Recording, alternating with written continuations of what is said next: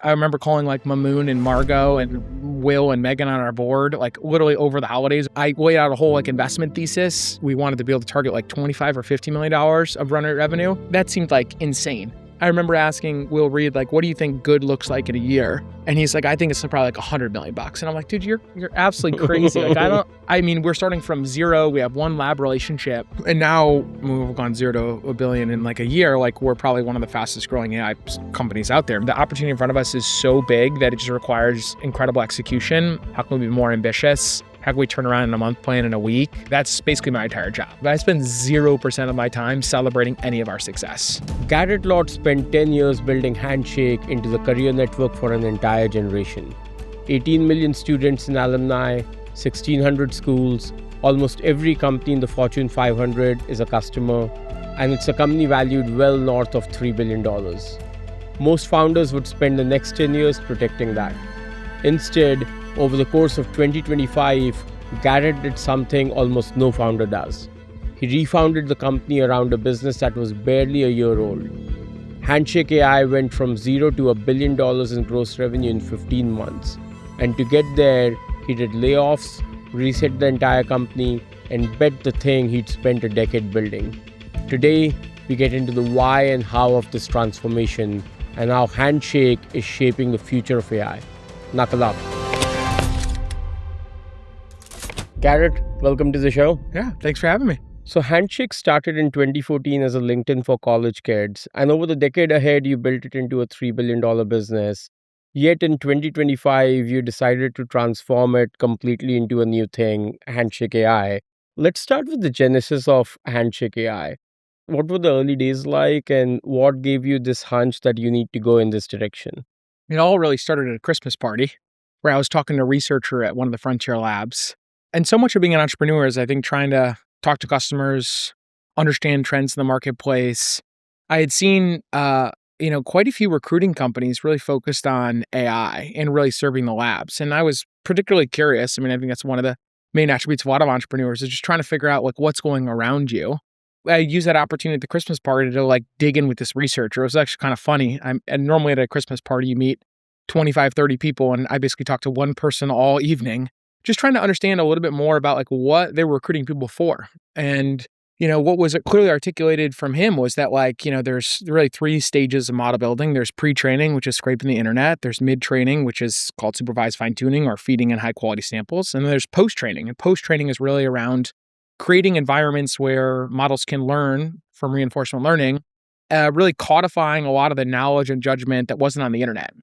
It became clear in my conversation with him that obviously there can be continued gains in pre-training, but a vast majority of the gains that were going to be had in modeling was going to come from digesting what was in people's heads into forms of fuel in reinforcement learning that models could learn from. And he was articulating this kind of massive build out of post-training and the amount of data that is needed, and really kind of summarized the conversation like there are 3 stools to AI. There's algorithms, there's compute, and there's data.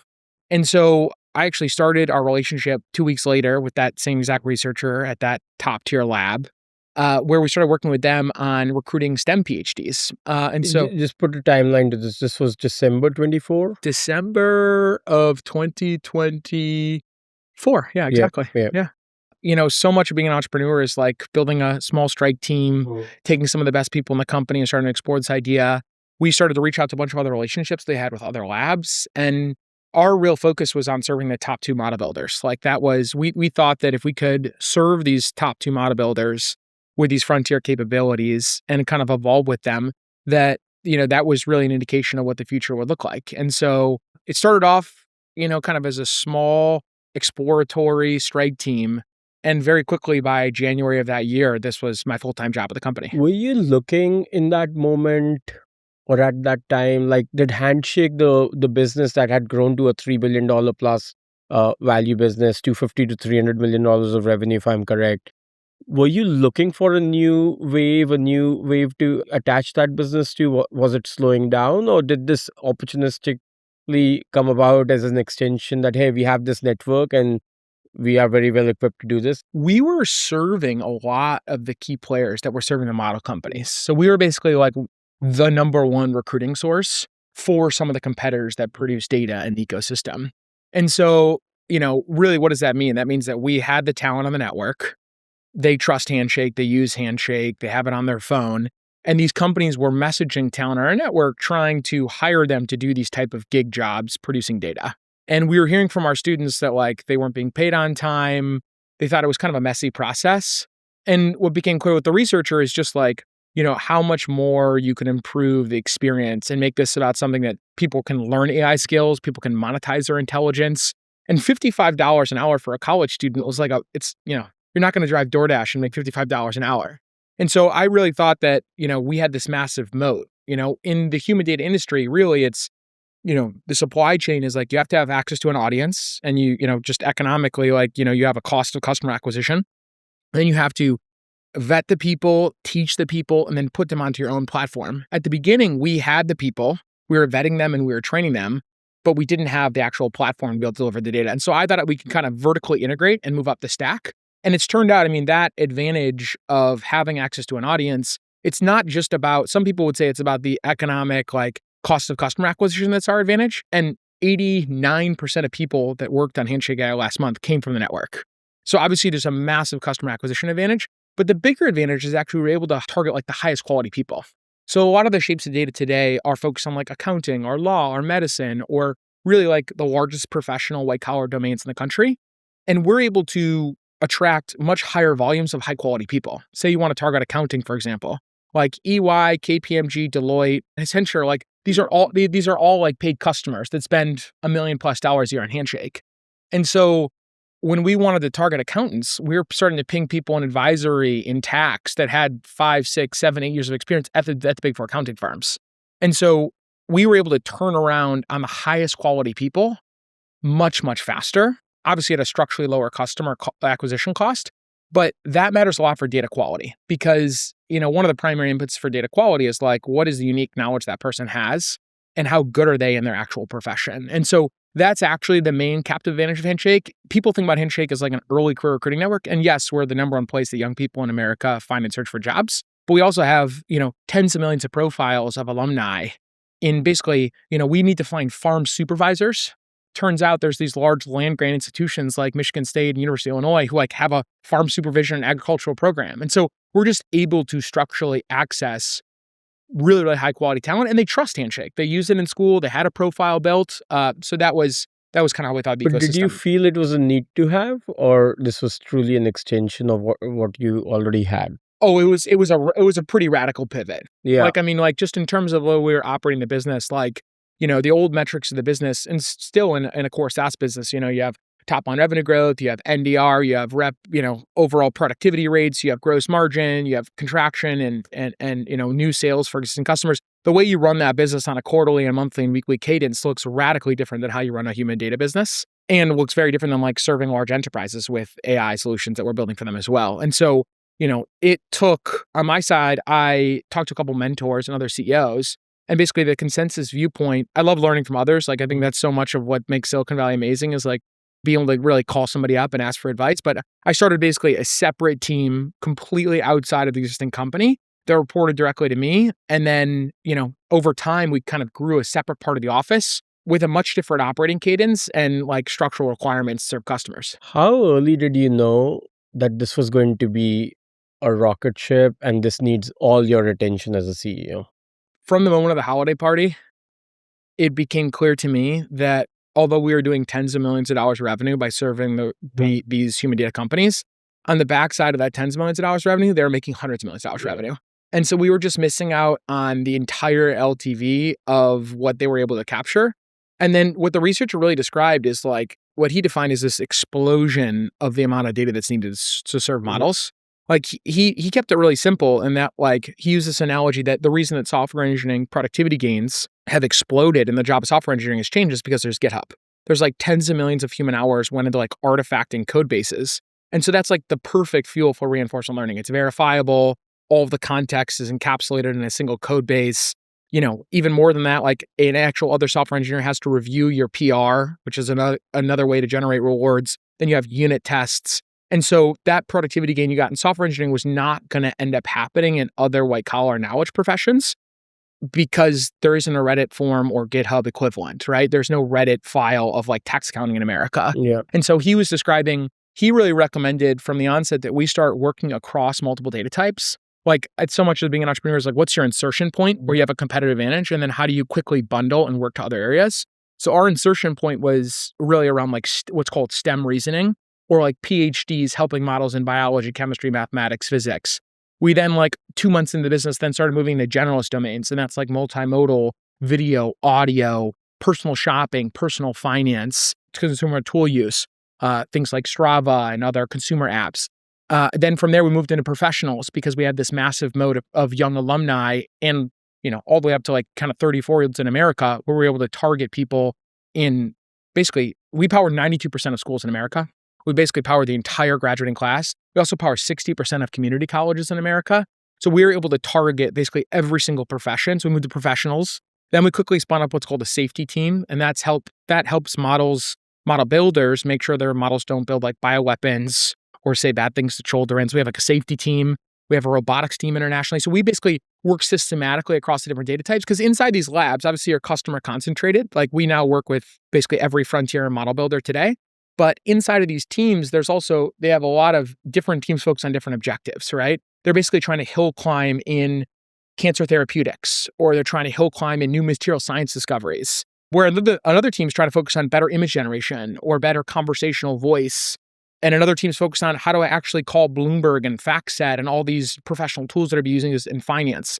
And so by working with the lab and building trust and producing high quality data, you can kind of move across the different pillars of the data that they're working on. So there's a whole conversation we'll have on everything you just described happened in literally 18 months ago to now. And so how do you move at that speed? But before that, I want to also talk about like, this is not an easy change that you pulled off. You have an existing business, you have execs there, you have a full team there. How did you start communicating this to the team that was running that? When was that? Was that early in January itself, or that happened over March, like February, March, April? How did the board conversation go? Start with the execs. Like, when did you start communicating to your team? Guys, this is big and we are going full steam ahead on this. I think the story behind every one of these great companies is like, you have to have an amazing team. And like, I've just been working with a lot of these executives for, generally speaking, if you come work at Handshake, it's either not going to work and you're going to leave in like a month as an exec, or we're going to work together for years and years. And so got this gentleman, John Stahl, who's our president and COO, Matt, our CTO. Basically, I started having conversations with them around, hey, I really think I need to start punching out of a lot of the core operating streams of the business. That was in January? That was in January of that year. In December of that year, I started having those conversations. I remember calling like Mamoon and Margot and Will and Megan on our board, like literally over the holidays, over Christmas, New Year's, and being like, I want to make some of these amazing offers to new employees. I laid out a whole like investment thesis because so much of, getting the budget to approve this was like telling a story around what this could become. And fortunately, I think I have an amazing board. So people were super on board. I think I started off saying I wanted to spend $5 or $6 million on this new business venture. And I said that by the end of the year, I think we wanted to be able to target like $25 or $50 million of run rate revenue. And that seemed like insane. And everyone on the board, I think, was like, I remember asking Will Reed, like, what do you think good looks like in a year? And he's like, I think it's probably like $100 million. And I'm like, dude, you're absolutely crazy. Like, we're starting from zero. We have one lab relationship and we ended up, in a year going at like, $1 billion. Yeah, $1 billion. So that's been the story of this journey all the way through is like, my core executive team focused on running the core business, which, is a ton of work. That's kind of their day job. And in the first 2 quarters of the new business, I basically spun up a totally separate team that reported directly to me. Was there pushback from your exec team? Was somebody worried, hey, Garrett, you're distracting yourself with something. We have a great thing going here. Or, that landscape is already competitive and commodity, which we'll talk about, the defensibility, differentiation, all of that, margins. But like, was there pushback at all from your team or the board? There was no pushback from the board. There was definitely pushback from the internal team. Okay. I think that, and this is a story of like talking to a lot of CEOs, is like incubating something new and different inside of a business is hard. Fortunately, though, I had like a lot of trust, right? Like it was like, you can frame this in a way that was like, I'm going to go try this for a quarter. And if it doesn't work, like we're going to be just fine, right? And fortunately, our core business is very profitable. And so there was plenty of money to go around.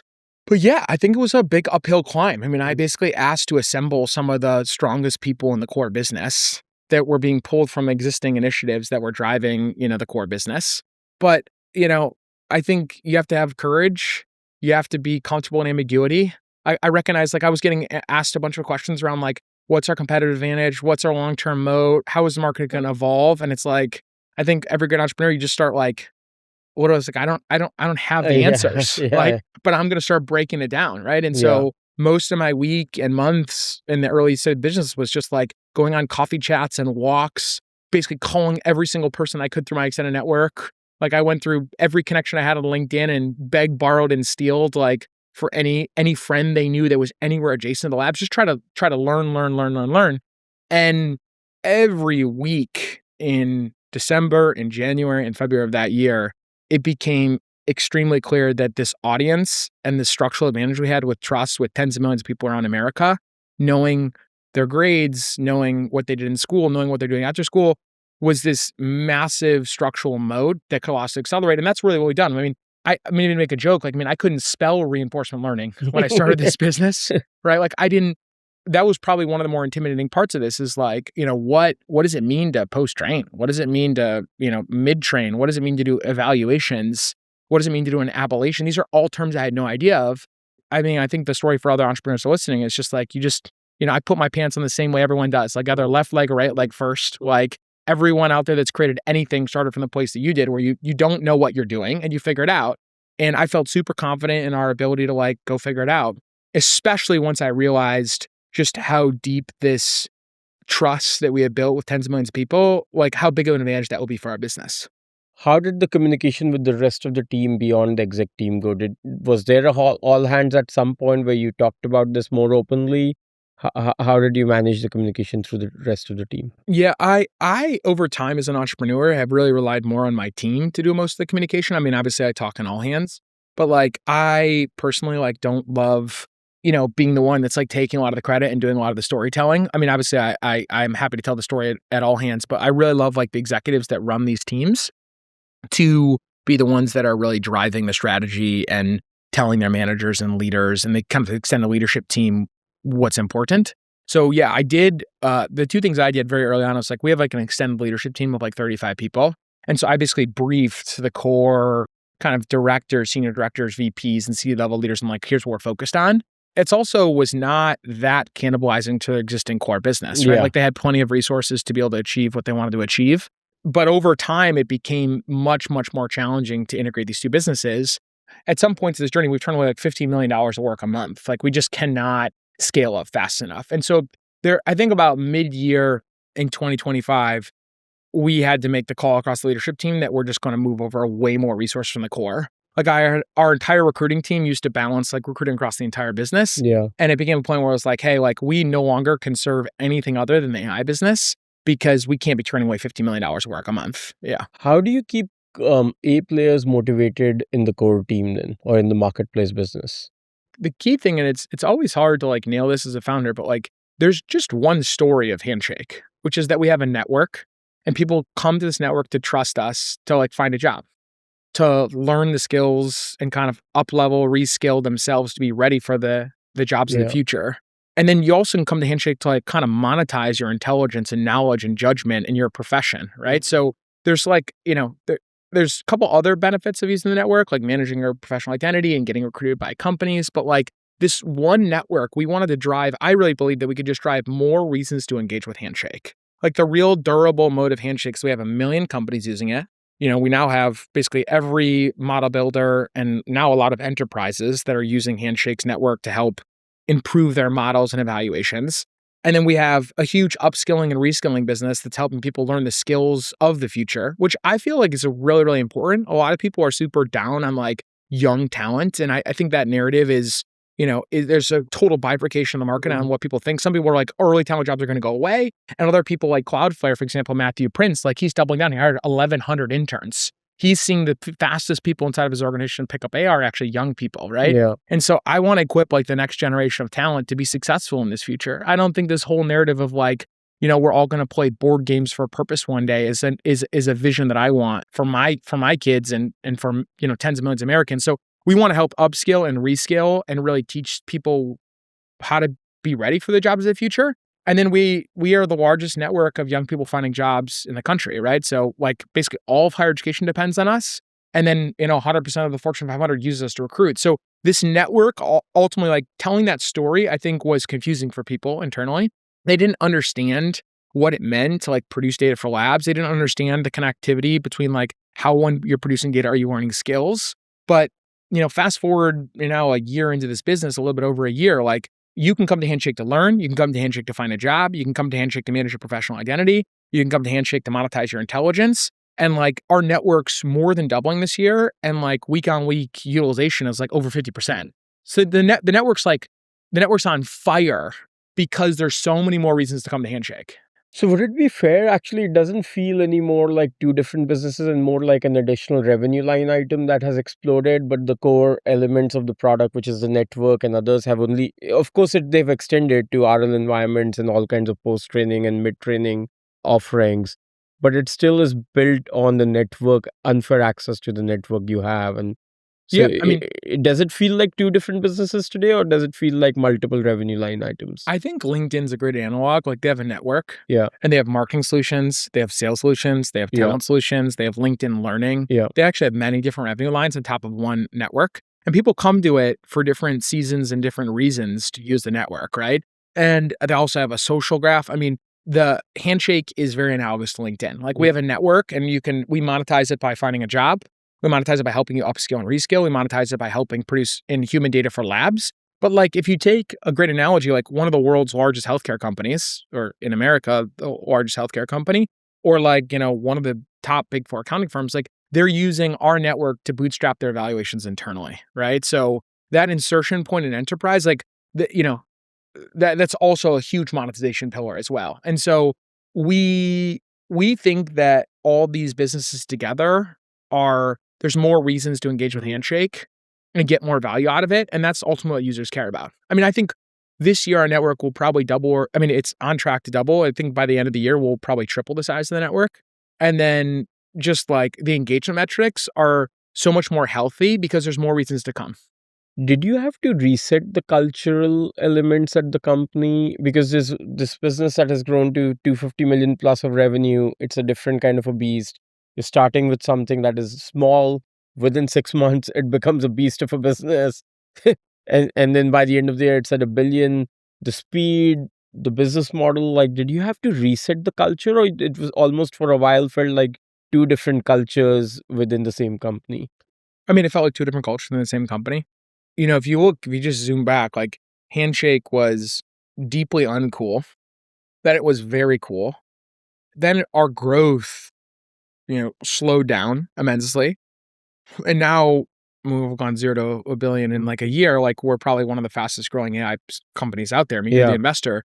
But what was required at the beginning is like, we definitely like extended a lot of our core values. Like we have a principle called students first, which is like in balancing a marketplace, you have to have one side that you prioritize over everything else. And so like very early on, Handshake AI, one of the founding principles was fellow first. Like we're going to take on work. We're going to treat people really well. Like a lot of these human data businesses started out of basically the advent of like labor arbitrage, where there's like international low-cost country talented folks that are basically drawing boundary boxes around stop signs. And it was very hard for those companies that were drawing, boundary boxes around stop signs with low-cost labor to treat like an accountant the way that they deserve to be treated, or to treat a student the way they deserve to be treated. They were treating them almost like body shops, that we just felt like that was just like not really like ingrained in the way that we wanted to build this network. Like we fellow retention, fellow NPS is, basically all the aspects of the fellow journey are something we track from the very, very beginning of this company, because we believe that if you treat people the really right way, like this is just one stool of the network you're coming to. You're coming to find jobs, you're coming to upskill, you're coming to monetize your intelligence, you're coming to help work with enterprises, and treating people poorly was like the wrong choice. But yeah, I had to keep it real on what happened to, what transpired internally. We went from a fully remote workforce, like, with really primary hubs in San Francisco, New York, Denver, London, Paris, and Berlin, to 5 days a week in office. Wow. Across 2 offices, New York and San Francisco. Was it always remote first, even before COVID, or COVID had forced you in that? COVID forced, I think, almost everyone remote first, right? Yeah. We try to focus our hiring on hiring around hubs, right? So that we could bring people back to the office. But yeah, there was a massive initiative internally to get people all in the office 5 days a week. I mean, I just so believe in like, there's no clipboard. So if your kid's sick or like you're not feeling well or you have a hair appointment or a doctor's appointment, like work from home. Like we're not going to be checking in every single day.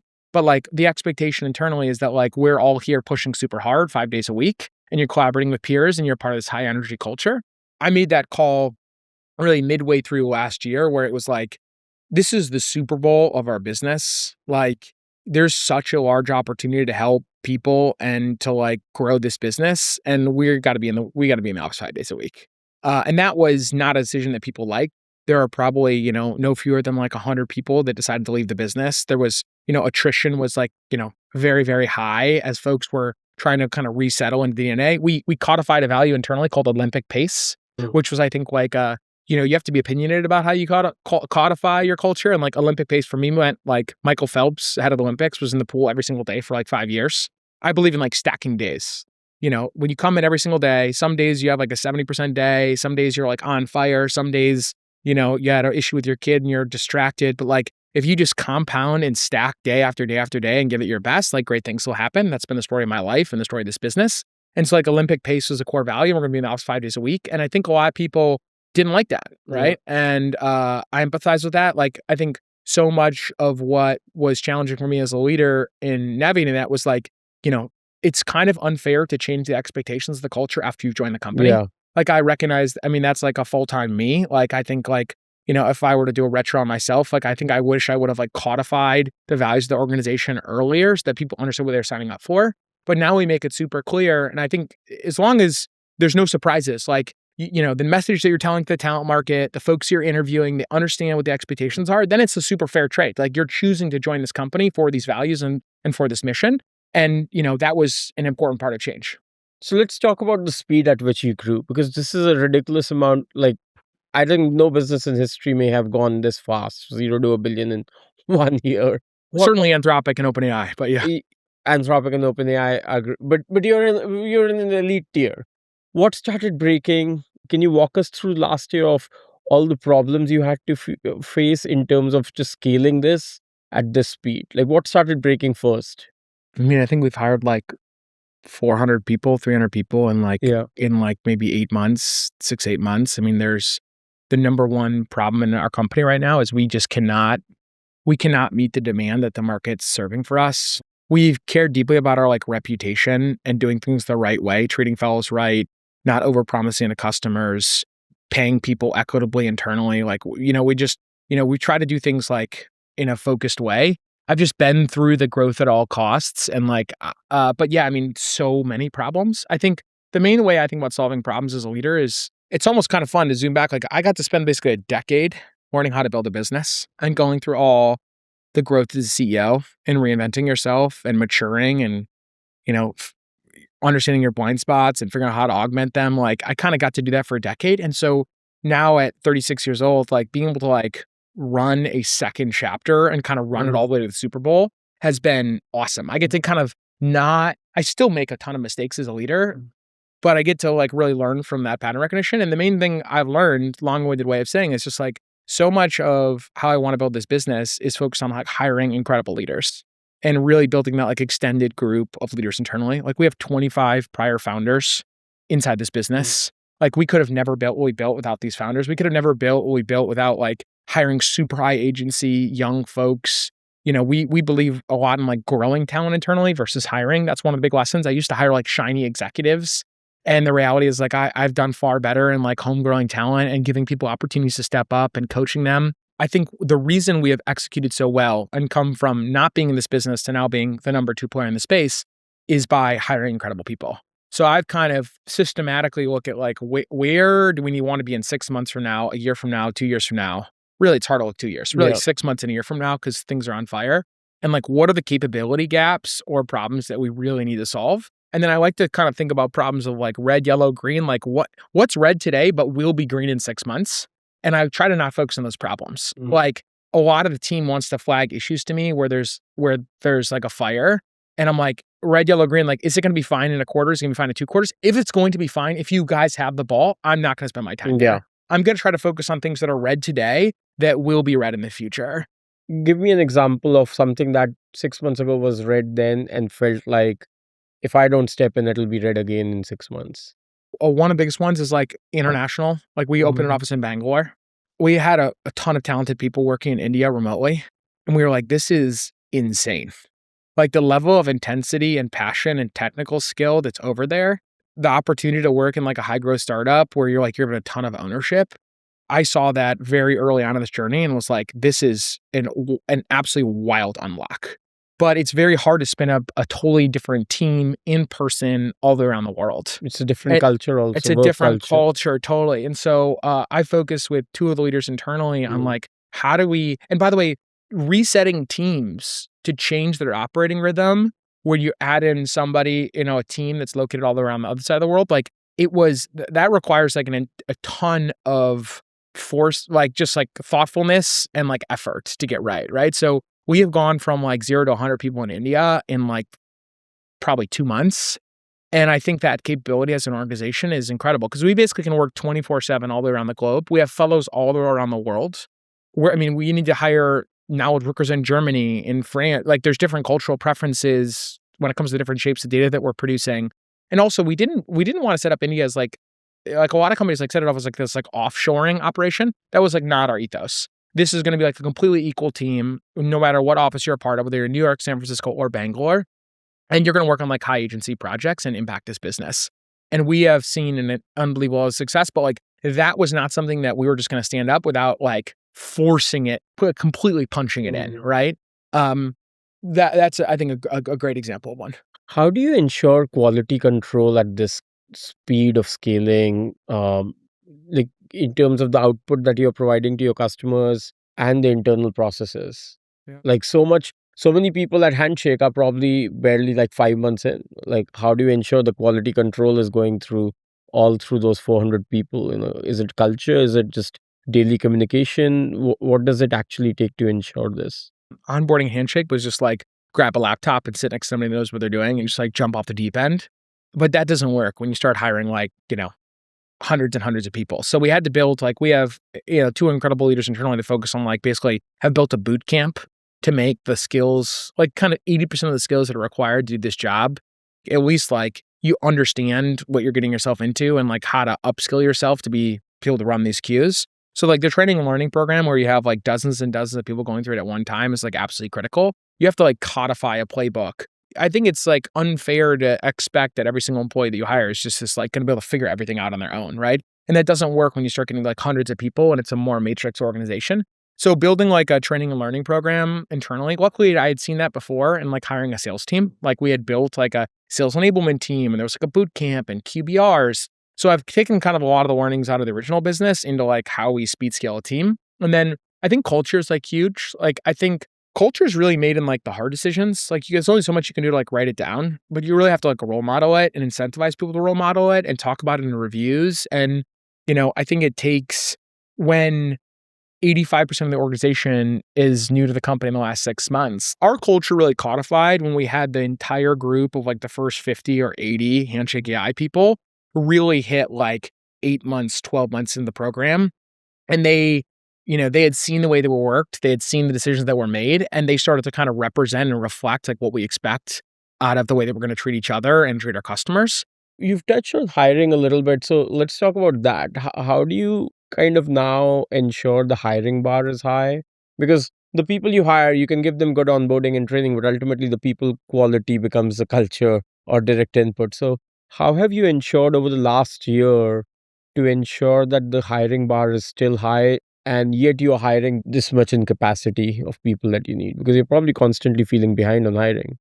Yeah, I think the story of hiring is like, I'm maybe let's say something like provocative. Like in Handshake, I've never worked with such a talented group of people. Like I think one of the important things I think I've learned in like building this company is like hiring people that you like love to work with and you feel like you're learning from. The group of people that I get to work with at Handshake right now are like, I think like everyone that's here is kind of like ride or die. Like it's a group of people that have just been through such deep lows and such high highs that like the shared experience of working together, and I feel like people feel super respected. Those relationships are what has gotten us here today. Like folks like Young and Sahil and Matt and V and Stahl, like, I mean, there's so many people on my team. I mean, I wish I could go on almost just a name game here of people that have just laid it all out. And it's required laying it all out. Yeah. The number of times that I'm in the office at 1, 2, 3 a.m. and there's like 75 people here is like, Wow. hundreds of days. Like, I mean, it is, entire weekends, family plans, vacations. Like, there's a guy named Jake on our team. Incredible. He started this business in Avery that I work with, where Jake had like a vacation plan with his like girlfriend, and it was really important. He'd been working hard, and he just I can't go on the vacation. Like, we have to get this delivery across the line. And so people have given up a lot to build this business. And I try to role model. I'm like a blue collar kid. Like I feel super thankful to be here. This is like the greatest adventure and like awesome adventure. I'm loving it. And I like try to drive with a ton of intensity. Like, we have huge ambitions on what we want to accomplish as a business. But when it comes to hiring, like, I really trust the people around me to hire well. And like, I think that interviewing super imperfect. A lot of people like on Twitter want to talk about like how this perfect interview process and like the first 7 people you hire are reflective of the culture in the future. I kind of think that's a little bit of BS. Like, it's so hard to understand. Like, we try to hire from friends, in the company. Like, you try to hire through referrals. We have super elite talent that's applying because the story is super fast growing. But like, you don't really know how somebody's going to do it until they're 2, 3 months in. And then I would argue that like inside of a business, like a lot of young people don't realize, I don't think you really like are putting up points until you've been here a year. Like, till you really figure out the full matrix. And so you try to hire really great people. You have to trust your leaders. I mean, underneath organizations, we hired an amazing guy that runs trust and safety, and it's like poof, like he hired like 15 people in like a month, right? It's like, how can we even vet that? We have to trust people. And then one thing I really like is that we run the leadership team and all the operating cadences, the data reviews, the daily syncs, the weekly syncs in a way where like everyone's kind of allowed to comment. Like, I like to run like a super flat company. Right now, I probably have, 24 direct reports, which is very different than like the way I ran a SaaS business. So like functionally on leadership team, like, monthly business reviews, that like literally the pace of this organization changes daily. And then the pace of these labs, I mean, the labs move, they are so passionate and work so hard, and we work for them. So if they're working at 2 a.m. on a Saturday, you better bet on our side, like, we probably have a delivery supporting their work. In some of these like darker, like harder moments, like I really like to remind myself like why we're working this hard, right? And it's like, both my in-laws have cancer right now. They're both like going through chemo and radiation. And it's like, these custom cancer therapeutics and MRI cancer vaccines that are developing, like AI is going to accelerate that. Like, my entire cancer journey where I go to MSK and Cornell and all these meetings and have all the doc reports, like I'm using a model. I won't name models, but I'm using a model to break that problem down. And like, my friend that's starting a business, who is a ski lift operator, who, is a really passionate guy. He helps like immunocompromised and disabled people learn how to ski. Like, he is not being treated super well in his job, and he wanted to start his own business. And he's using these models to like figure out how to start his own business and like work through employment contracts and permitting. And it's like, I think these models are helping so many people around the world. And like, we are one of the primary inputs driving model progress. And so I think continuing to remind people like why we're working so hard and why this is important. And then long-winded around like trusting people. But I like put a lot of love and trust in my team. And I also am not one of these people that just like fire, like when people are off track, like I'm not just like going to fire them. Like I really believe that like you can coach and grow and love on and be a hard ass and like push people to grow. And like, yes, people, you can't teach them like some certain raw innate skills, but like, the story of myself is like, I'm imperfect in so many ways, and I've just had to like learn how to adapt and be the right person to lead this company 6 months from now. So I really believe a lot in like coaching, codifying what good looks like, building playbooks, meeting the different personalities where they're at, and believing in people. And then, yeah, of course, like, do we fire fast? We fire super fast. Like, there's an onboarding expectation, 30, 45 days, like in onboarding, but it's generally like, we're going to fire you right away, or you're going to make it and we're going to push you and we're going to help grow you to be the leader you need to be in the company. on leadership itself, you're probably outgrowing some people very fast. Have you had to upgrade execs mid-flight last year? I haven't upgraded a single exec. Okay, I think so it's yeah, so maybe a hot this take. this is yeah. Let's double click on that. How? Uh, Like you just I think had a that, I think I stellar think I team think right that's at the like the beginning. old playbook, like Yeah, firing executives. yeah. Like I just think that's an old playbook. Like I think you run teams in a way more like the story of Handshake is we actually have multiple businesses out of Handshake. Mhm. So like we have a research team inside of that research team. They have many different mandates. They're building benchmarks. They're doing loss buckets on models. They're blading on open source models. They're building public research papers for the labs. They're building quality tooling that makes every single person better at producing high quality data for the labs. Like inside of inside of STEM or in professionals, like we're across 180 different professional categories. You have labor all around the world. So it's like inside of Handshake, it's very entrepreneurial. And the fact that like probably 80% of the platform and technology gets you there on data. And you have to we have a 30-person forward deployed engineering team, if not more, that is like customizing the work for each one of the labs, depending on the shape of data that they're producing, kind of building that into a compounding, technology advantage internally. And so yeah, I mean, to answer your question in a more spicy way, like I think that I was just talking to some fancy execs. They get introduced. You're on fire. Business meet them, and I talked to them, and I was like, they don't know anything about post training. They don't know anything about data. They don't know about the modern ways of working. Like most of our employees log into a coding harness every single day to do their job. Almost the entire SPL operation. Like we believe that like the way we're producing this data, we want to agentify the entire process. And so we have probably made every single person inside the company like 4 or 5 times more effective than when we started this business. And systematically, we're just automating every single part of the problem we do. Like we have these forward deployed engineers that are basically codifying skills, MCPs, building their own harness, like basically to help automate the work that we're doing internally and put the human, because there's a lot of annoying work we have to do to put the human in a more and more advantaged position. And so it's like, am I going to get that person like into it? Is it partly, and I'm also like trying to grasp this, that if you have such insane product market fit, of course, talent quality matters a lot still, but if you have such insane product market fit, the talent also is able to grow to that faster because the talent is executing against the product market fit versus making product market fit happen, which requires a different level. And that's why people have to constantly upgrade. Because one would imagine, maybe just to double click, the person who was managing a FD team even 9 months ago was managing a much smaller team. They are managing a much bigger mandate now. So typically, the reason people upgrade execs is because just the management skills are different. Yes. So good point. So I would just say that like in situations where people get leveled, the pie has grown so much that they're in a job that was 5x bigger than they thought it was going to be.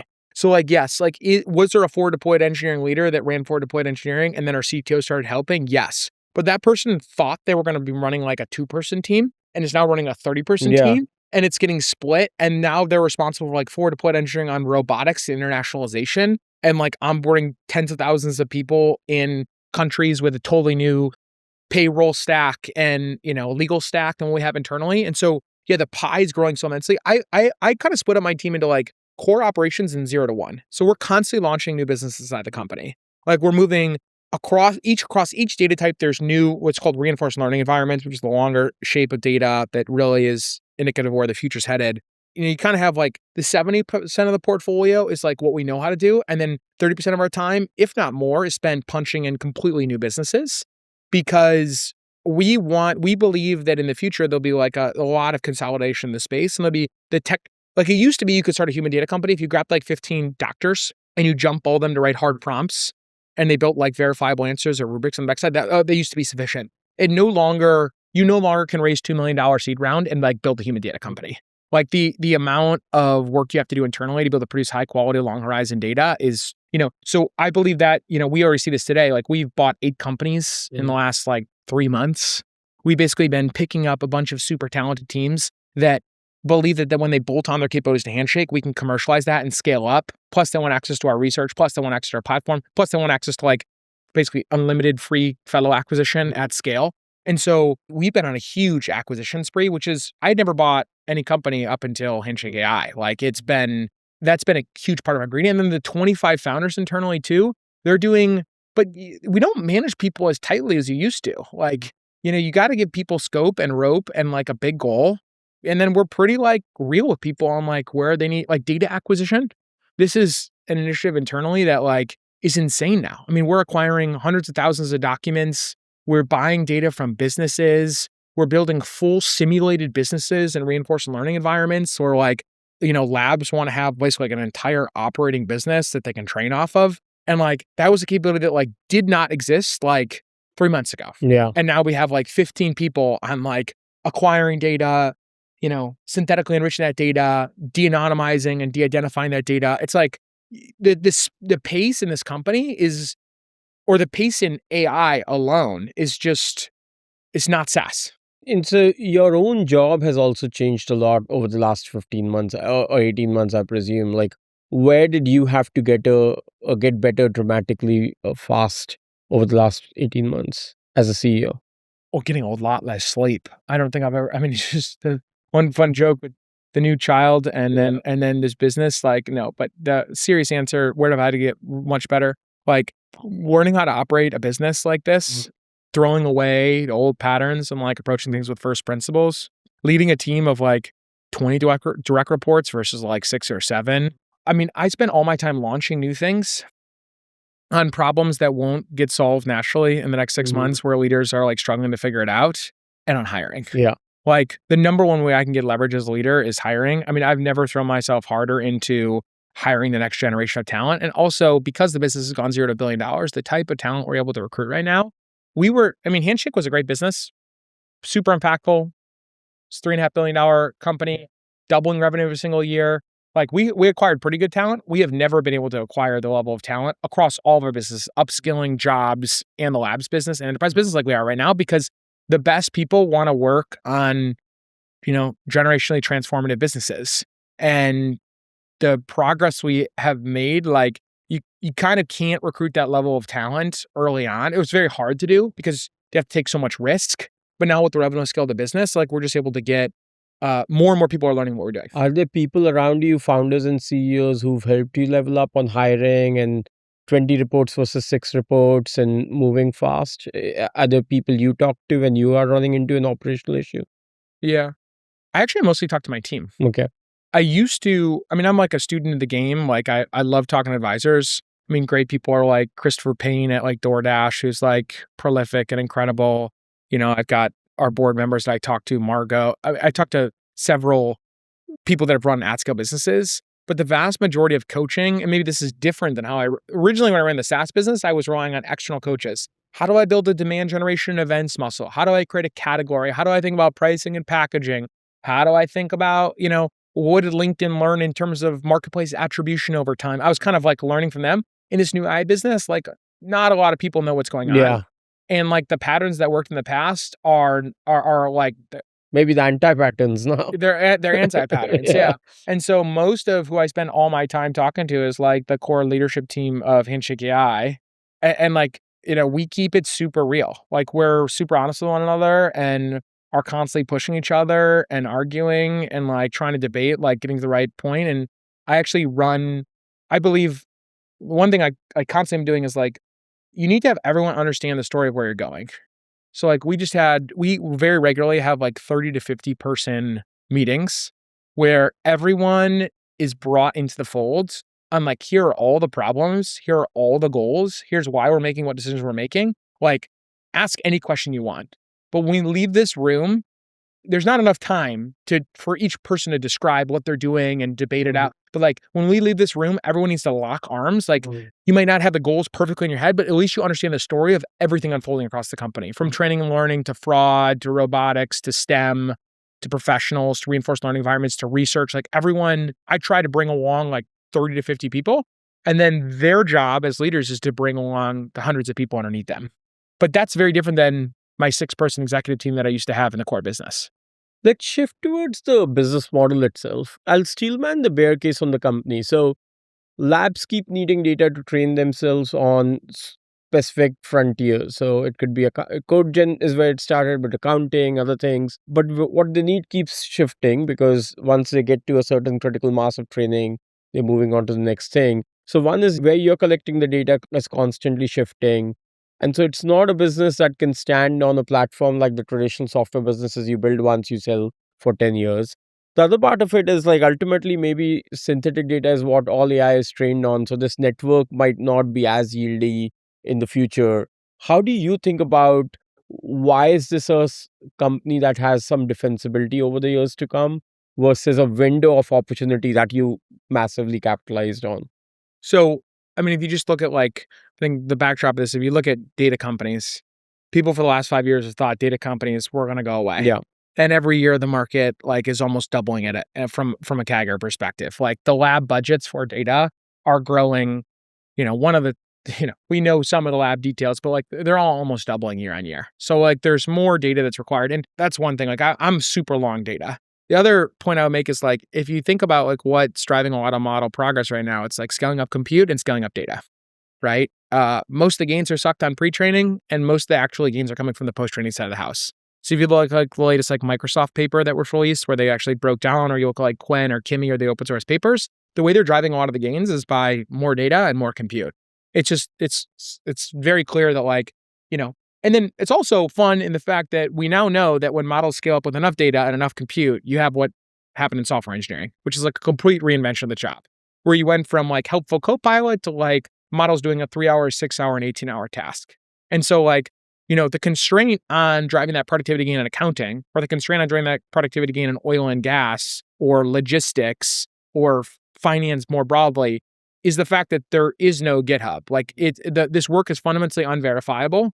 And so you make a point around synthetic data. Synthetic data is, obviously driving a lot of gains, but most of the gains are actually being driven by making what's unverifiable in human heads into verifiable content that models can actually learn from and reinforcement learning. Do you believe there will be an end to the window though, or will the frontier will always exist?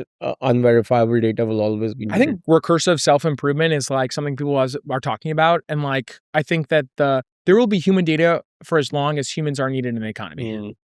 Like for as long as humans are needed in the economy, like when RSI fully exists, like humans are no longer needed. Yeah. So really you're taking like, you're kind of thinking that like, the day, realistically, the simplest way to answer it is like the day that humans are no longer needed is the day that humans are no longer needed, right? So and I think a great analog of this is like Waymo. Like Waymo is, Waymo and software engineering, I think are indicative of like where the future's headed. So for Waymo's been having, they have 3,000 people driving 10 years ago. They have 3,000 people driving today. Like they used to be human in the loop around, are you staying in the right lane? And now it's human in the loop around like a dump truck backing up and a stroller coming across the street. It escalates to a human, it gets synthetically enriched, it gets pumped into reinforcement learning, and then humans never needed, and they got in that situation. So if you think about like what's happening in software engineering, like software engineering it's incredible in the fact that like you're basically put a human in the loop and like a very verifiable outcome. And so it's compounding at an incredible rate, plus all the open source and repositories where all the context surrounded. If you start talking to like accountants around how helpful these agents are, like we just released a public paper called like Banker Bench at associate level investment banking tasks, which is just like literally the first year investment banking job. The top model right now gets 23%. Like it's not able to automate a task that people are doing. I think there's a huge disconnect between what people are saying is like all the jobs are going to be eliminated a year from now and the reality of productivity gains in AI and enterprise today. And a lot of the road, and this is why I think Handshake's important and all of our great competitors are important, is like the road to carving that out and until RSI exists is codifying the knowledge, judgment, decision-making of humans in these job disciplines into training fuel to learn and automate from. CodeGen also work because of GitHub having verifiable outputs and there's a lot more corpus. How are you guys, you don't have to spill all your secrets, but like, how are you guys finding the full trace to outcome on accounting? And is that buying private data? Is that simulating environments for people to act as accountants for tax prep or other things? Like, how are you actually doing accounting or marketing or? Yeah, I think you nailed it with accounting, right? Let's just like pick banking as a great analogy. Like, the shape of data that we're producing today is like, first you have to understand the taxonomy of how people are spending their time. So like what percent of the time is going into like leverage buyouts versus discounted cash, DCFs, like what does the actual job look like? Then you have to understand, like you have to break that task down into like a prompt. And then you have to build a completely realistic environment called a reinforcement learning environment with the actual tools itself. Each one of these tools ideally have real world data that mimic the messiness of the real world. They actually have like parity and functionality with the real production applications that are used. And then you have a set of verifiers in the back end, right? And you have to generate sparse rewards across when you're rolling out. You have to make sure it's not reward. You can prevent reward hacking or minimize reward hacking. Like you have to make sure that, the way that you actually design the reward structure works for different model builders techniques. And different model builders have very different techniques, generally speaking, like the same arc of what they're trying to accomplish. But yeah, the new shape of data is like real professions, long horizon tasks, real tools, and then rewards. And they roll those out in post-training runs, right? And they hill climb to the reward of, the objectives that humans have defined. And so small things you might not realize, but like, you'd say that models today have like completely solved financial modeling. Well, the reality is like, if you look at like what humans care about, they care about like the formulas and the way that they're written. Like a formula has to be malleable. You can't be logging into an Excel spreadsheet with dozens of tabs and it's referencing tabs across each, or a cell's referencing across multiple tabs. It's a mess. You puke all over it, right? So fun study from us, 522 investment bankers in Banker Bench, like 70% of people would rather start from scratch than use the model that AI has produced because they can't pick up that model and malleably use it, to improve it. So it's like when you start really breaking down just a single function, yet alone like rolling up the performance marketing budget, which is a finance and a marketing exercise, like we're not there yet. Like it's so unverifiable and these are long horizon tasks that like that is the future of training, codifying what people know into environments that model builders can train off of. How does differentiation play out between the various platforms that you compete with right now? Is it based on people are specializing on certain verticals? You might be specializing in accounting or medicine. Somebody else might be doing something else. Or is it a battle for the margins? We're not saying it's a battle for the margins. I mean, there's so much demand. Like it's really about quality. Quality trumps everything else, quality and reputation. Like something we feel really fortunate about like we're the number one or number two vendor at like most at the top two model builders and most of the other labs. And it all comes down to being able to produce high quality data. And that's really, really hard. By the way, so it's quality, it's volume, and it's speed. You got to be able to produce high volumes of quality data. Ideally, you can turn it around really fast. But cost is really not the main factor. Like there's an insatiable demand for data from every one of the research teams. And by the way, back to the point around like RSI, like when you talk to researchers, like all of them, there's a big difference between like what the MBAs say and what the researchers say. The researchers are like, this is an amazing business. And the MBAs are like, I thought the models are like producing all the data themselves. Like aren't models able to coach themselves? And the reality is there's a huge disconnect between people that actually understand what's happening in these model buildings and these labs and like people on the outside. In your view, given the margin structure, it doesn't seem like it's a fight for margins, but the speed at which do you foresee in the next 4 or 5 years a data training platform going public? Yes, I mean, we aspire to go public sooner rather than later. Yeah. Like that would be, we have the scale to do it. We have the profit. Both businesses are very profitable. Like yeah, we would love to be a public company. 5 years out, like how much of your work is more about frontier labs versus open source and versus enterprises directly buying from you for their own post-training? I think our labs business will get to $10 billion run rate revenue sooner rather than later. Like, I mean, there's going to be that amount of money spending. And then if we can continue on the share, if we continue producing high quality data and maintaining our reputation and working across all the verticals of data that they're trying to acquire, the most likely market structure is just like 2 or 3 very large players that control most of this work. Like the barriers to entry to compete as a small player, it's kind of like neo labs versus labs. It's like very hard to compete as a small player. Obviously on the fringes, like there will be great small players, like in like cancer therapeutics research. It's very hard. We're constantly facing like verticalized companies trying to kind of bite off one chunk of it. And that's amazing for the ecosystem. And I like that there's competition. I like for the labs there's competition. It keeps everyone on their toes. But, I think the long-term market structure is probably 2 or 3 large players that are like building the tools, building the environments, having this will become a full-time job. Like millions of people around the world will be doing this. I mean, I think the future of a lot of employees in enterprises is actually looks more akin to being a Waymo driver in your job. Like, putting it, the idea that an enterprise, say an insurance underwriting has 25 people that are the most elite underwriters, the idea that they're like even doing the underwriting right now, I think in 2026 makes no sense. They should be creating the data that actually powers this elastic underwriting judgment engine that just compounds over time. I don't know if you read like the Satya post that he talked about this compounding. But yeah, so I think our labs business will be massive. I think our recruiting, upskilling business, like it should do $1 billion revenue, like very easily. Like there's $14 billion a year spent on LinkedIn. There's $9 billion a year spent on Indeed. Like the recruiting, upskilling, jobs of the future, helping people adapt to what's about to unfold is like, that's a multi-billion-dollar run rate business. Our labs business, we love supporting the frontier. Like I think it's so cool. And then we have our enterprise business, right? Where we're helping large enterprises really like codify their knowledge and judgment into evals. And there's a whole stream of work we can talk about there. But that's probably a multi-billion-dollar revenue line item. And ultimately it comes back to like the network. Like we want the network to continue to grow and like drive value for users and have more reasons to come to Handshake and get value out of it. Do you foresee a world where enterprises start adopting more and more open source and they just own their own post-training environments themselves? There will be an inflection point for you where the enterprise business will be larger than the labs business, or that's just too far out? I think that large enterprises will leverage frontier models and they'll leverage open source. I mean, I think there's still so much gain to be driven out of the frontier models. Like, for example, like, if you look like, you're going to call one model like Gemini for multimodal reasoning, which is the best at it, right? And you're probably going to call like Opus or Codex for, code, right? Like an Opus is better at some aspects, Codex is better at others, right? Some companies will go all in on one model company. That's okay too. But like, I think over time, you want to be calling the right model for the right use case. Yeah. And I think the frontier will continue to stay at the frontier. Yeah. Also, you'll see players like, other amazing players have different distribution and different advantages. Like take Google, for example, the distribution advantage they have, Microsoft, the distribution advantage they have. Like, I think like, all these labs, we're still in such early innings. I mean, the story's clear.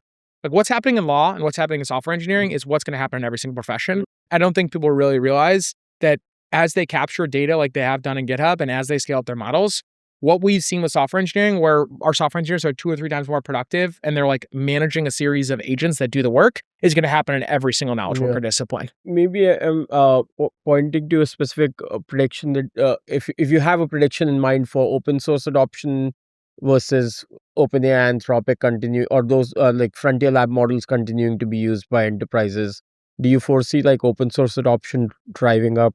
I think Open Router's data is probably the most indicative of this right now, right? Like, I think that like early signs, I think that model builders will also make it like the thesis of open source right now is that you can build this like compounding flywheel. I think fine tuning models has not made much sense for the last 4 years. Like people that were fine tuning, like it very rarely doesn't make sense, right? But if you look at like super sophisticated vertical application AI companies, like, one of the large support companies of, right? Like these are friends of mine that run these companies, like 85% of their queries are run by open source. But that's like a very like, they know the distribution. They're super good at mid-training and post-training open source models. Like I don't predict enterprises will be doing that over calling like Codex or Anthropic or Gemini or Microsoft's model or Copilot, right? So, but yeah, I do think in certain areas they will leverage open source models. I think the frontier model builders will probably confront this idea of like mid-training and post-training on your own data and building like environments to support. I mean, I think that both ecosystems will prosper, but I don't think that the only answer to like your data, your judgment, you're not going to give to the labs will be all you can do is use open source. Like these organizations are too sophisticated and they will come up with answers for how you can train on your own data, as well as riding the overall frontier intelligence curve.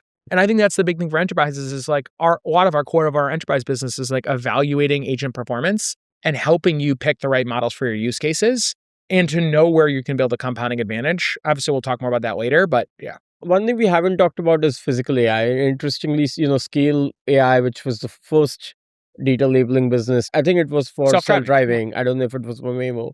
Are you guys making inroads there? Is that a big part of the future of Handshake AI? We do a lot of egocentric data capture.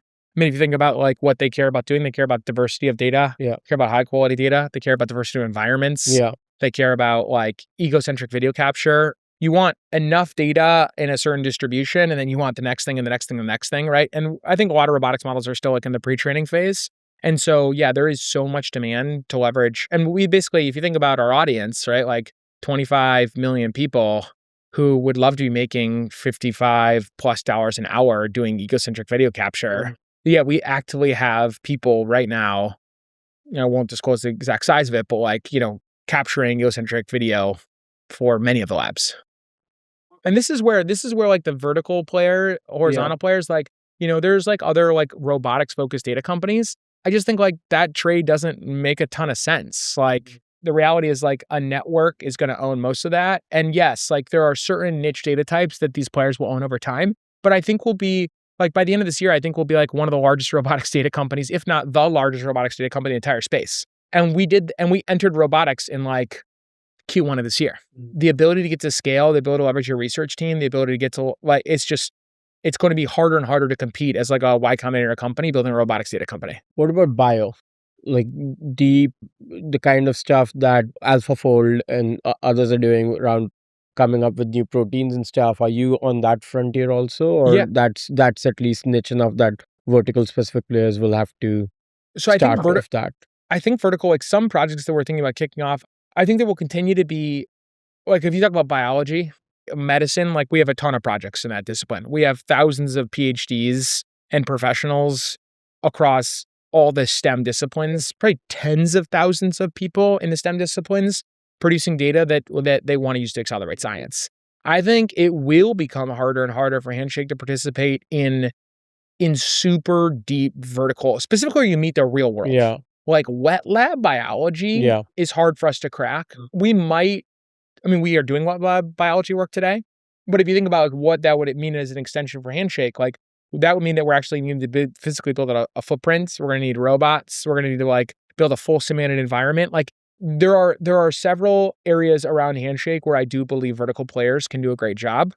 But if we can do our job right, like, and we continue to like grow this business and produce high quality data, like I want to compete in that.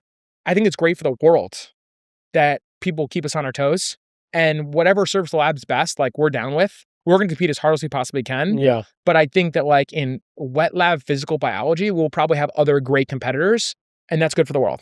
So it sounds like you guys are at the frontier of every aspect of data training, whether it's again pre, mid, post, every vertical. Not as much the pre side, more on the mid and the post, Yeah. mostly on the post. Yeah.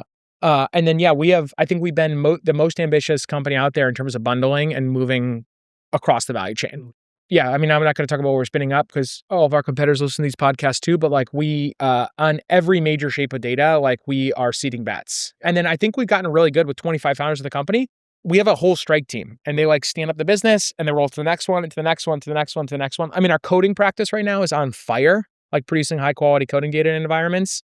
And that's a business that we entered like at the beginning of the year, right? And so we want to be a trusted player to all the frontier labs, and we want to work across all the main shapes of data they care about. What does this all mean for knowledge workers?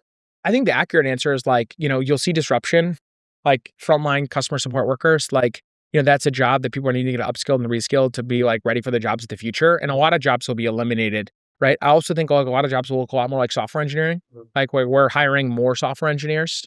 I think that the fun thing to think about is like how elastic it is and like, will you do more of it if it's cheaper? If it's lower for us to build great product, and there's opportunities to grow revenue, we'll probably build more product, which means we're hiring more software engineers, not less software engineers. And we're probably 2 to 3 times more, we're shipping 2 to 3 times more value to our customers every year than we were in the past.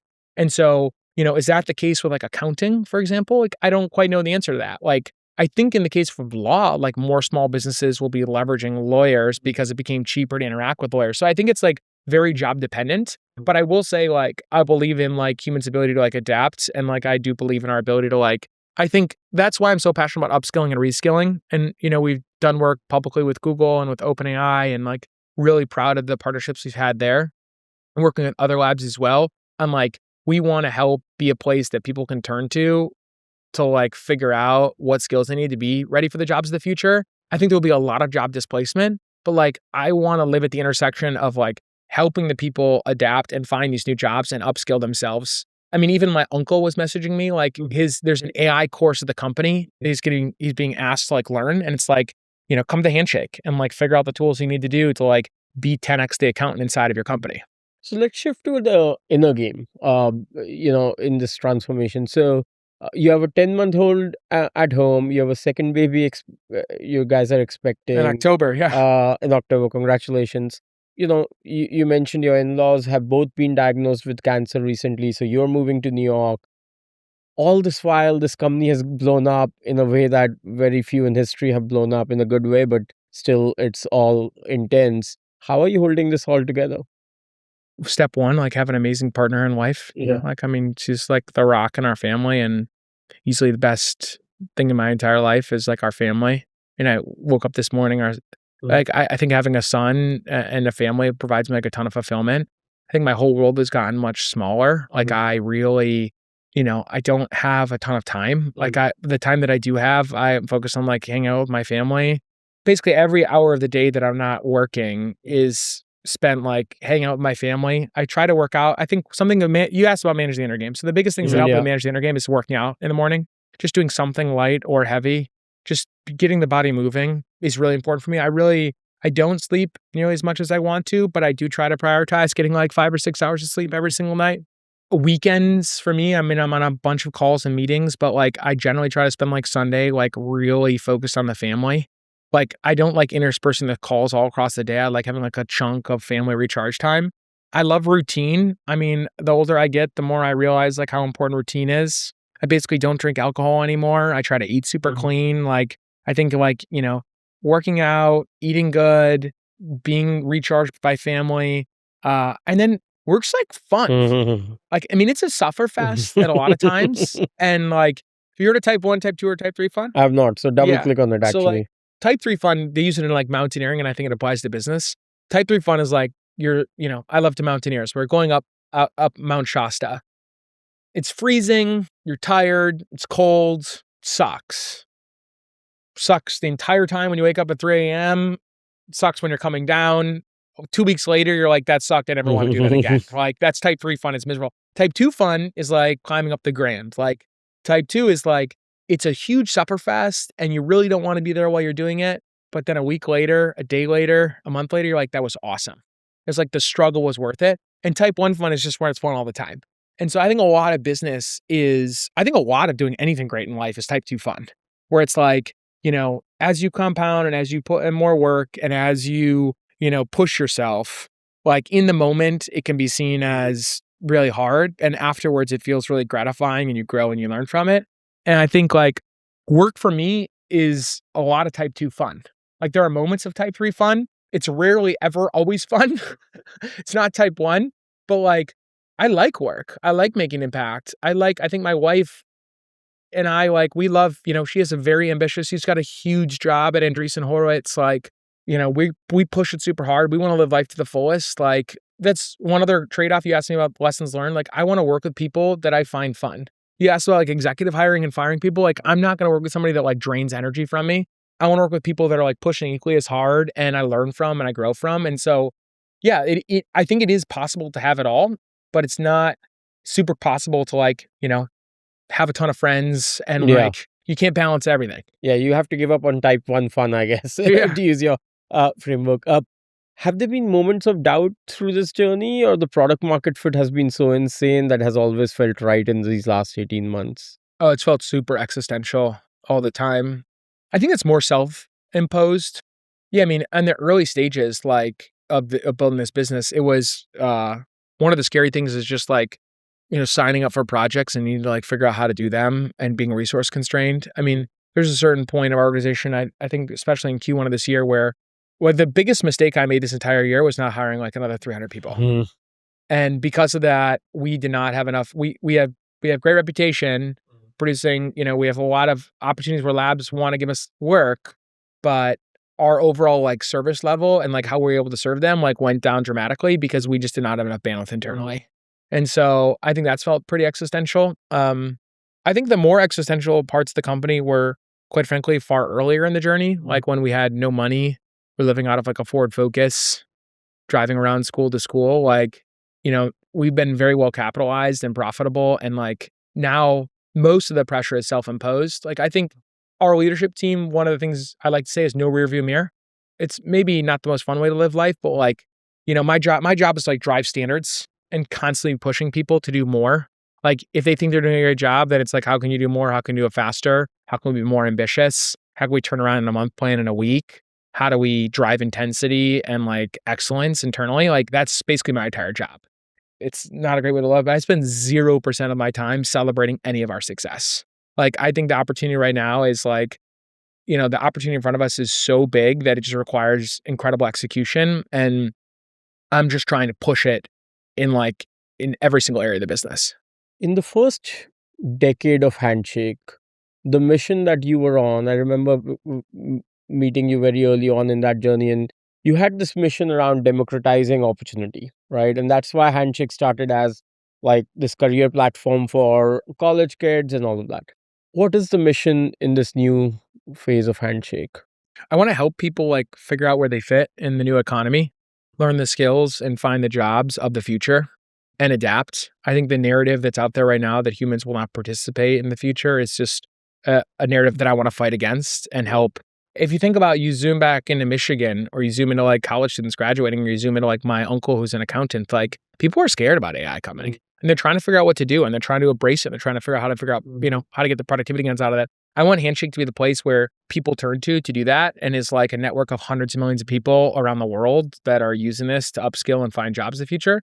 I also want, that's kind of one part of our business. The other part of our business I really want to drive is like, I want to like pave the path to AGI. Like I want people to look at what's going to happen 4 years from now when a new custom cancer therapeutics discovered, or a new energy source that helps.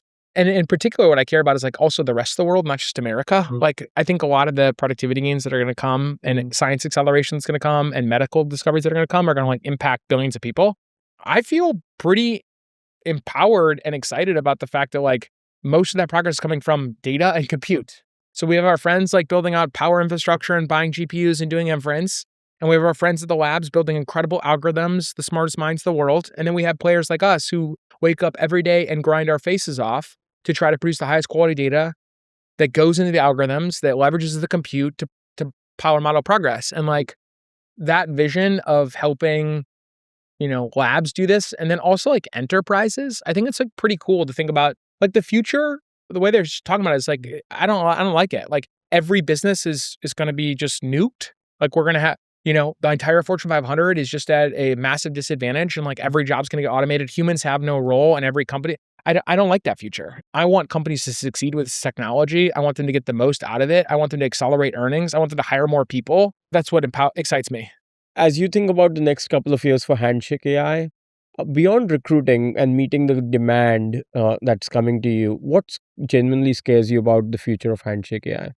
I think it's very hard to like continue to balance like all sides of our business. And like, that's really hard. We have 15 different businesses inside of Handshake AI. We have a huge learning and upskilling and jobs business. We have an enterprise business that is exploding. I think probably what scares me most is like my ability to grow, to be able to hire and manage and drive a vision and drive standards and build a cohesive, high functioning group of people that can manage like such a wide breadth business. I think like, but there are great analogies of this in the past, like Google and Amazon. And I think Handshake can be like a company of that size, like one day. I think right now in AI, like it's go big, like go, like fully go for it. Like I think they're the coolest jobs in the world to do right now. One of them is to work at the labs. Like if you can get a job at the labs, I would work at the labs, specifically on like research and product and engineering. Like that's the coolest job in the world. The second coolest job in the world is working at a data company. Like we're powering all of model progress. I would 100 times rather work at a data company than work at a vertical AI application company, because a lot of those companies will find out how they evolve over time. I think many of them are durable, many of them are not. But like sitting at a data company, we basically see the vertical AI companies being built out, and we see the labs being built out, and we see enterprises changing. And so I think on our side, the like managing the bets, managing how we go big in a way that like fully takes advantage of all the opportunity in front of us, from a place of like abundance and excitement, is probably what scares me the most. Do you have a hot take on application layer surviving as an independent layer? Do you have a hot take on all these vertical AI companies will ultimately get obliterated by Anthropic and OpenAI? I have a couple fun thoughts. Like let's pick like Procore. Yeah. Do you know what Procore is? Yeah, of course. Yeah. So like Procore, for those of you who don't know, is like it's a system of record for builders. And like my good friend who's a builder and my dad who's a builder use the product. So like my question would be like, is my dad more likely to like learn how to use a frontier model with extended thinking in like a coding harness, or is he more likely to like use the invoice AI management system of Procore that's bundled into the way that he pays his employees and he manages all of his customers? What do you think the answer is? Frontier Labs. You think he'd rather use the Frontier Labs? Yeah. Yeah, I'll take the opposite bet. Okay. Front. Yeah. But isn't it easier for even your dad, as much as he may have been a different generation, just to use a chatbot who gives the answers faster? It's a good point. I mean, well, I guess structure the answer a different way. I think like where there's complex workflow that is ingrained in the existing operating process, it's harder to just wipe out all that middleware, right? So like maybe where I'm bearish a little, I mean, I think like these legal vertical AI companies will be big companies one day. I'm not saying they're going away. But I do think that like the incremental switching cost and by the way, where they'll probably be most sticky is like in like the Walmart's supplier onboarding legal procurement process where there's like heavy Yeah. workflow, like where there's heavy workflow and compliance and, meeting the standards at buying box of like Walmart, like they will probably use these vertical AI companies. Yeah. But like, I think 90% of legal AI usage will fall onto like the latest frontier model and not land on one of the legal companies. So will the legal vertical companies be super high enterprise value? Yeah. I mean, I still think they're big companies, but the company I like a lot more is like Open Evidence. Like I think Open Evidence is really cool. They have like a whole data flywheel basically where they're able to like, if you think about how a doctor uses Open Evidence, and I'm not a doctor, but like they're basically sitting at this like incredible like distribution of how people are using it.